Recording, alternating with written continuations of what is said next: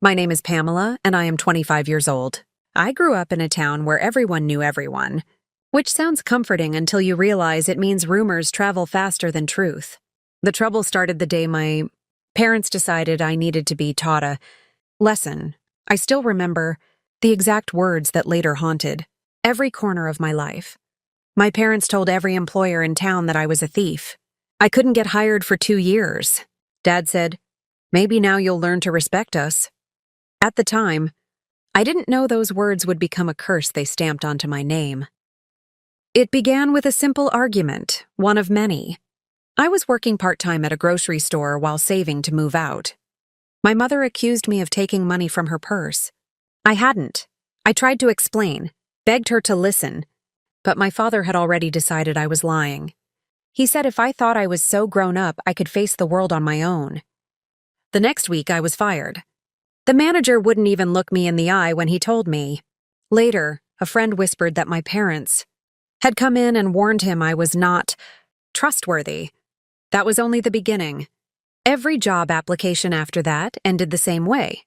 Friendly smiles, promising interviews, then silence. Or worse, polite rejection emails that felt copy-pasted. Once, an interviewer accidentally let it slip. "We heard some concerning things about your honesty." I felt my stomach drop. I confronted my parents, shaking with anger and fear. Dad didn't deny it. He crossed his arms and said it was for my own good. That humiliation would make me obedient.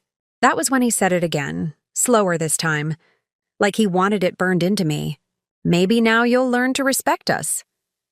2 years passed like that. 2 years of watching my savings disappear, of lying awake at night calculating how long I could survive on instant noodles. Friends stopped calling because I never had money to go out. Some of them believed the rumors too. In a small town, once the word thief sticks to you, it becomes your shadow. I started questioning myself, wondering if I really was the problem, if I deserved this punishment. The only person who never treated me differently was my grandmother. She had raised me for long stretches, when my parents were too busy. She used to say that truth has a long memory, even when people pretend to forget.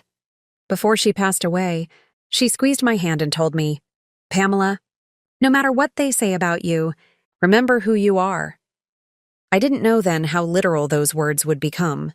By the time I was 25, I was exhausted, emotionally hollowed out. Then last week, something finally changed.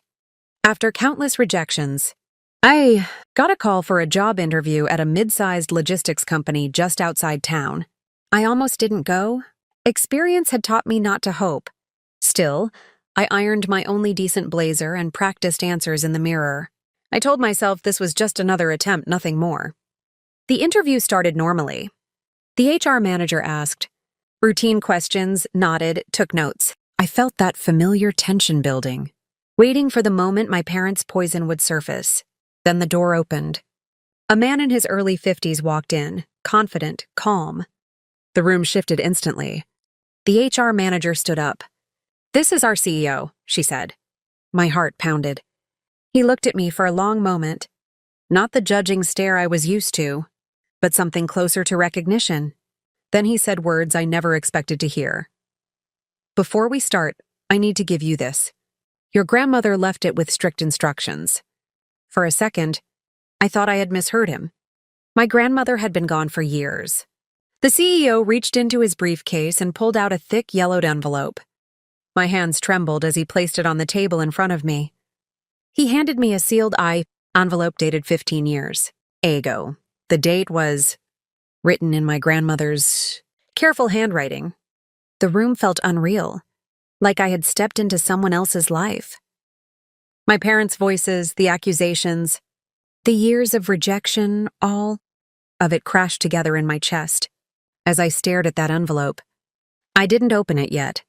I just sat there, realizing that whatever my grandmother had planned, it had been waiting patiently while my parents tried to destroy me. And for the first time in years, I felt something unfamiliar rise inside me. Not fear, not shame, but the quiet certainty that the truth was finally catching up. The CEO waited while I stared at the envelope, my fingers hovering above it like it might disappear if I touched it. The room was silent except for my breathing. Finally, with a nod from him, I broke the seal. Inside were several documents neatly arranged and a handwritten letter on top. I recognized my grandmother's handwriting instantly. My chest tightened as I read her words. She wrote that 15 years ago she had foreseen this exact moment. She knew my parents' nature, their need for control, their willingness to sacrifice their own child's reputation to feel powerful. In her letter, she said she was afraid they would one day try to destroy me, socially and financially, so she prepared. Beneath the letter were notarized statements, copies of recorded conversations, and sworn affidavits from people I didn't expect, former neighbors, old employers, even a distant cousin who had once worked with my father. All of them confirmed the same thing, that my parents had been spreading lies about me, calling me a thief, warning people not to trust me. The CEO cleared his throat and explained. My grandmother had been one of the earliest investors in the company, back when it was just a risky idea. She had left these documents with him and the board, with strict instructions. If I ever applied for a job and was rejected because of character, concerns, they were to intervene. He looked straight at me and said, "Your reputation was damaged deliberately. We verified everything." My hands shook as I flipped through the papers. There was more. Bank statements, showing my grandmother had set aside a trust in my name. One she kept secret from my parents. Not enough to make me rich, but enough to protect me if I was ever left with nothing. She had written, "This is not revenge, Pamela. This is protection." Tears blurred my vision. For 2 years, I had believed the town's judgment meant I was worthless. Now, sitting in that office, I realized someone had believed in me so deeply that she planned for my worst. Day long before it arrived, the CEO leaned back and said words that still echo in my head. "We're offering you the position, not out of sympathy, but because you deserve a clean start." I nodded, unable to speak. After the interview, I walked out of the building feeling lighter than I had in years. But the story didn't end there. News travels fast in small towns, especially the kind my parents love. Within days, people started asking questions. Why was I suddenly working at one of the most respected companies around? Why did the CEO personally escort me on my first day? The whispers shifted direction. Then the truth came out. The company's legal team, following my grandmother's instructions, sent formal notices to every employer my parents had contacted. The letters clearly stated that the accusations against me were false and documented as malicious defamation. Some employers apologized, others avoided me out of shame. My parents, however, couldn't hide. They were called in by a lawyer. I wasn't there, but I heard about it. Dad tried to laugh it off at first, until the recordings were played, his voice saying, "Tell them she steals. She needs to learn respect." That sentence, the same one that ruined my life, now destroyed his credibility. Mom cried. Dad went silent. For the first time, they weren't the ones controlling the narrative. They tried to contact me afterward, calls, messages, even showing up at my apartment. I didn't answer. I didn't need closure from them. I already had something better, proof, dignity, and a future that was finally mine. Sometimes I think about how close I came to giving up. How easy it would have been to believe their version of me forever. My grandmother understood something. My parents never did, that real respect is earned through love, not fear. She played the long game, trusting that truth would wait until I was ready to receive it. Now, when I walk through town, people look at me differently. Not with suspicion, but curiosity, even admiration. And every time I pass an old store that once rejected me, I remember that sentence that started it all.